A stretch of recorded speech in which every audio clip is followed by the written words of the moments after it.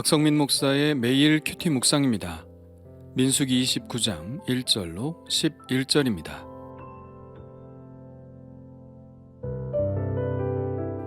일곱째 달에 이르러는 그달 초하루에 성회로 모이고 아무 노동도 하지 말라.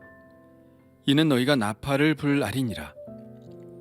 너희는 수송아지 한 마리와 순양 한 마리와 1년 되고 흠없는 순양 7마리를 여호와께 향기로운 번제로 드릴 것이며 그 소제로는 고운 가루에 기름을 섞어서 쓰되 수송아지에는 10분의 3이요 순양에는 10분의 2요 어린 양 7마리에는 어린 양 한 마리마다 10분의 1을 드릴 것이며 또 너희를 속죄하기 위하여 순염소 한 마리로 속죄제를 드리되 그 달의 번제와 그 소제와 상번제와 그 소제와 그 전제 외에 그 규례를 따라 향기로운 냄새로 화제를 여호와께 드릴 것이니라. 일곱째 달 열흘날에는 너희가 성회로 모일 것이요 너희의 심령을 괴롭게 하며 아무 일도 하지 말 것이니라. 너희는 수송아지 한 마리와 순양 한 마리와 1년 된 순양 7마리를 다 흠없는 것으로 여호와께 향기로운 번제를 드릴 것이며 그 소제로는 고운 가루에 기름을 섞어서 쓰되 수송아지 한 마리에는 10분의 3이요 순양 한 마리에는 10분의 2요 어린 양 7마리에는 어린 양 한 마리마다 10분의 1을 드릴 것이며 속죄제와 상번제와 그 소제와 그 전제 외에 순염소 한 마리를 속죄제로 드릴 것이니라. 아멘. 6월절 77절에 이어 일곱째 달 초하루에 지키는 절기를 이야기하고 있는데요. 이 날은 나팔을 불 날이라고 하죠. 그래서 이 절기를 나팔절이라고도 부릅니다. 이 날은 이스라엘의 설날인데요. 한 해가 시작되는 날이죠. 나팔절을 히브리어로 로슈 하샤나라고 부르는데 그 뜻은 해의 머리라는 뜻입니다. 첫날이라는 뜻이죠. 그런데 좀 이상하지 않나요?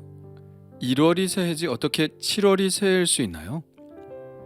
예, 그런 질문이 있을 수 있죠. 그것은 이스라엘의 달력이 2개이기 때문입니다. 6월절을 1월로 하는 달력을 종교력이라고 하고 7월 1일로 시작하는 달력을 일반력 혹은 바벨론력이라고 하죠. 말하자면 6월절이 이스라엘의 새로운 역사의 시작이니 종교적인 의미에서는 이 달이 첫 달이 되는 것이고 가나안 땅의 농사를 중심으로 한 일반력에서는 7월 1일이 새해가 되는 것입니다. 그런데 7월 1일은 우리가 지금 사용하는 그레고리력으로는 9월 중순입니다. 가을이죠. 왜 이스라엘은 이렇게 가을을 새해로 여겼을까요?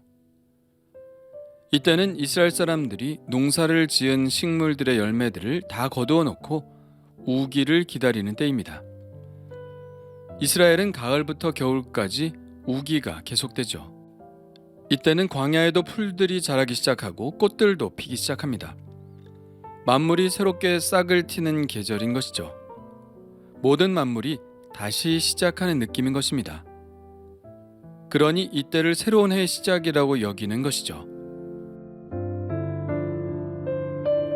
나팔절의 제물도 여느 절기의 제물과 크게 다르지 않습니다만 수송아지가 지금까지의 절기에서는 2마리인데 반해 1마리만 드리고 거기에 순양 1마리, 1년 되고 흠없는 순양 7마리를 하나님께 향기로운 번제로 드립니다.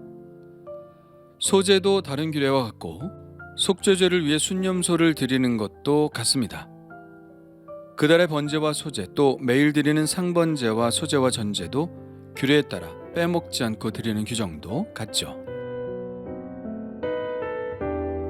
이어지는 절기는 7월 10일에 열리는 대속죄일입니다. 이 대속죄일을 욤키푸르라고 부르는데요. 이스라엘에서는 굉장히 중요한 절기 중 하나죠. 7월 10일에 성회로 모이고 심령을 괴롭게 하라고 말씀하고 있습니다. 심령을 괴롭게 한다는 것은 자기가 지은 죄에 대해서 스스로 아파하고 그 죄를 하나님께 회개하라는 말씀입니다. 이 대속죄일은 10일이지만 사실 7월 1일 나팔절부터 시작된다고 보아야 하는데요. 나팔절부터 대속죄일까지 열흘의 기간을 이스라엘에서는 야밈 노라임이라고 부르는데 두려움의 날들이라는 뜻입니다. 왜 두려움의 날들이라고 부르는 것일까요?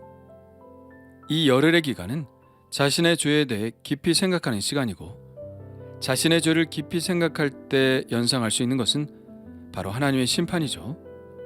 그래서 이 기간 동안은 하나님의 심판에 대해 두려워하는 두려움의 날들인 것입니다. 이스라엘 사람들은 지금도 이 열흘 동안 집중적으로 슬리훗 기도회를 여는데요.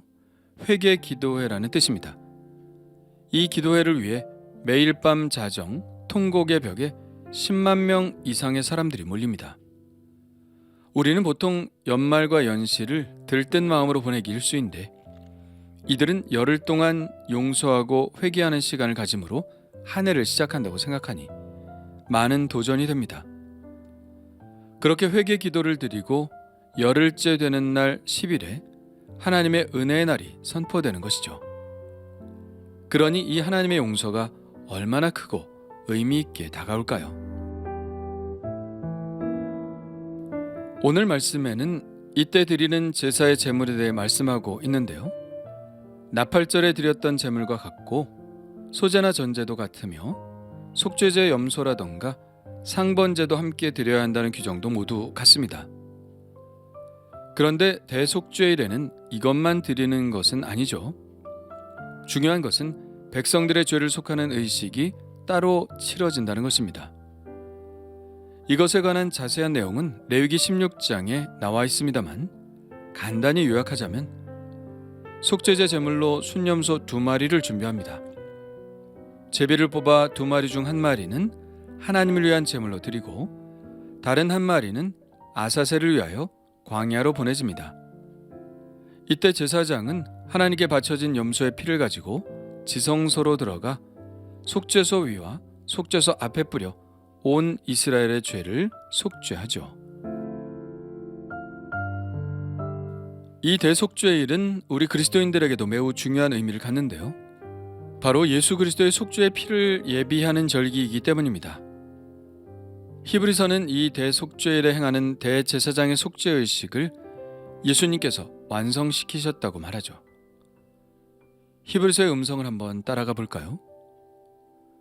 오직 둘째 장막은 대제사장이 홀로 1년에 한 번 들어가되 피 없이는 아니하나니 그리스도께서는 염소와 송아지의 피로 하지 아니하고 오직 자기의 피로 영원한 속죄를 이루사 단번에 성소에 들어가셨느니라.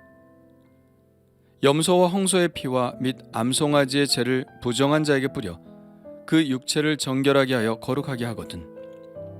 하물며 영원하신 성령으로 말미암아 흠없는 자기를 하나님께 드린 그리스도의 피가 어찌 너희 양심을 죽은 행실에서 깨끗하게 하고 살아계신 하나님을 섬기게 하지 못하겠느냐. 지금도 유대인들은 대속죄일에 속죄 제사를 드리지만 우리 그리스도인들은 더 이상 속죄 제사를 드리지 않습니다. 드릴 필요가 없기 때문이죠. 왜냐하면 예수님께서는 당신의 영원한 피로 단번에 모든 인류의 속죄를 이루셨기 때문입니다. 그래서 우리는 심판에 이르지 않으며 두려움에 떨 필요가 없는 것이죠. 그러나 우리도 늘 우리가 지은 죄에 대해서 회개하는 시간은 가져야 합니다.